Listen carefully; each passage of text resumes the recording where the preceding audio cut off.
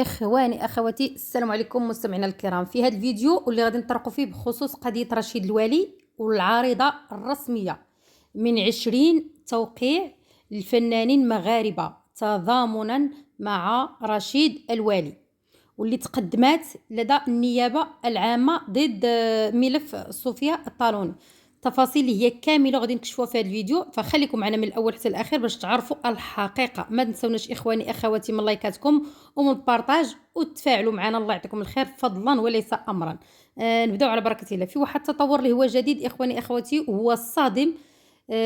عملت مصادر انه من 20 فنان مغربي بارز اسمه على الساحه المغربيه قد قاموا بتوقيع عارضه رسميه لدى النيابه العامه ضد صوفيا الطالوني. قلت لكم ذلك على خلفية يعني الإشاعات المطلقة الأخيرة والفيديوهات اللي انتشرت عبر مواقع التواصل الاجتماعي، خصوصا الفضيحة اللي كان نشرها تحفة على الموقع ديالو، واللي كشف فيها على أسرار خطيرة وخطيرة جدا قبل أن يتم النفي ديالها. فالأكيد حسب المعطيات المتوفرة فإن العارضة تتضمن مطابقة رسمية بالتحقيق ومحاسبة صوفيا الطالوني قانونيا بسبب ما اعتبره الفنانون تجاوز للحدود المهنية والأخلاقية، بالإضافة إلى تصريحات اللي أثارت استياء الرأي العام والفنانين على حد سواء. إخواني أخواتي، لم تتوقف هذه الخطة هنا، حيث أبدى الفنانون تضامنا الكامل مع الفنان رشيد الوالي، واللي كان أحد أبرز المتضررين من إشاعات صوفيا طالوني الأخيرة، وعبروا على الدعم ديالهم وحمايتهم وأي تشويش على السمعة أو الإساءة لمكان أي فنان. فكما شفتوا سابقا الخرجات ديال تحفة كيف ما ذكرنا والخرجات ديال صوفيا طالوني دائما كينسب لي بعض الأشياء اللي هي تسيء لأي فنان ومن المشاهير، وكان دائما كيختار بعض الاسماء اللي هي مشهوره ومعروفه في الساحه المغربيه باش انه يستفزهم اولا من اجل البوز اولا باش يجيد المشاهدات، الله اعلم. وهذا الشيء من طبيعه الحال هو اللي خلى رشيد الوالي يلتجئ الى القضاء، وهنا فين دخلت الفرقه الوطنيه من اجل الخبره التقنيه للهواتف. كان كيتوصل الفيديوهات اللي كيتوصل بها من طرف مجهولين، يعني المكالمات اللي توصل بها من طرف مجهولين، وهذه الفيديوهات من طبيعه الحال قبل أن تتمكن السلطات الأمنية من تفكيك الشفرة ديالها وتأكد باللي أن كل ذلك الفيديوهات كلها مجرد نصب وفبركة هذه الفيديوهات. وكان سابقا إخواني أخوتي الزوجة ديال رشيد الوالي ابتسام من بعد ما شافت دوك الفيديوهات راه وقع على واحد انهيار عصبي حاد، وبسببها راه كان واحد الاكتئاب، يعني اكتئاب ومرض، وكذلك حتى الابناء ديالها والعائله الام ديالو الاب ديالي، يعني كلهم كانوا في واحد صدمه كبيره. وهذا الشيء من طبيعه الحال هاد الخرجات اللي كيحاولوا يشوهوا اي فنان. الجدل اللي وقع انه هاد المبادره اللي داروا هاد الفنانين اللي كتمثل رد فعل جماعي غير مسبوق من قبل النجوم ديال الفن المغربي، واللي اكدوا ان اي اعتداء على اي سمعه فنان مغربي او تجاوز الحقوق ديالو لن يمر مرور الكرام. وهذا التضامن بين الفنانين يمثل خط دفاع اساسي على المصداقيه والاحترام في الوسط الفني المغربي.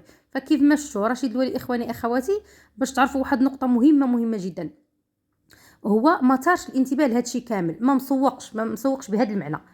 كيدير الاعمال ديالو، مشى حتى لدكار، تلاقى مع السفير المغربي بدكار في الاجواء اللي عمليه، ما مسوقش يعني شيئا لم يقع. وحتى الزوجه مشات معاه حتى تما، يعني بعض الانباء اللي كانت متداوله بخصوص انه تلاقى مع صوفيا طالوني، وفعلا كان هذاك اللقاء من اجل صوفيا طالوني يعتذر لرشيد الوالي بخصوص داك الخرجات ودوك التسريبات ودوك الفيديوهات ودوك الكلام.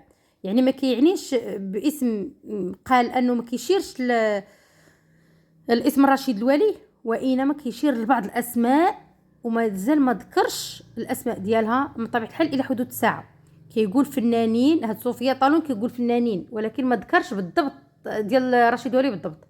كما شفنا خرجت بعض المخرجين، واحد المخرج اللي كان خرج بواحد التصريح واللي كان كيحاول يشوت هو السمعه ديال رشيد الوالي، وكان كيقول هذاك الشيء راه بصح وراه حتى تحفه اللي كان خرج حتى هو قبل ان يتم الاعتذار ديالو والاتصال ديالو، على اساس انه داك الشيء كامل غير صحيح، غير رسمي، يعني مصادر غير رسميه وغير كيسمع حتى هو، ولكن ما كانش مأكد 100%. المصادر المقربه من النيابه العامه اكدت انه سيتم الدراسه ديالو بدقه قبل اتخاذ اي اجراءات اللي هي قانونيه، وان التحقيق قد يشمل يعني بزاف ديال الناس وبزاف ديال الوثائق والتصريحات المثيره للجدل. كيبقى الوسط الفني المغربي في قلب الحدث غير مسبوق، حيث اثبتت القاضيه الفنانون لا يقفون مكسوفين الايدي امام اي تجاوز او اساءه ممكن توصل للسمعه ديالهم او للمصداقيه ديالهم.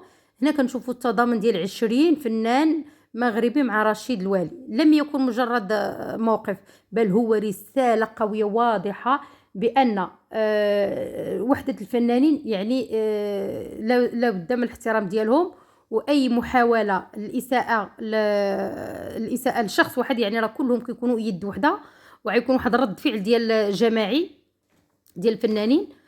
كما ان هاد المبادره اخواني اخواتي يعني كتكشف عن حس عالي من المسؤوليه الاجتماعيه والمهنيه لدى الفنانين المغاربه الذين لم يكتفوا بالتعبير يعني بالتعبير عن هذا الشيء اللي وقع فقط، بل تاخذوا واحد الخطوه اللي هي رسميه لدى النيابه العامه لضمان يعني الشفافيه. ومن المتوقع أن تكون هذه القضية إخواني أخواتي نقطة تحول فترة تعامل الوسط الفني مع أي تجاوزات أو إساءات يعني من الوسط التعامل الفني أو من خارجه.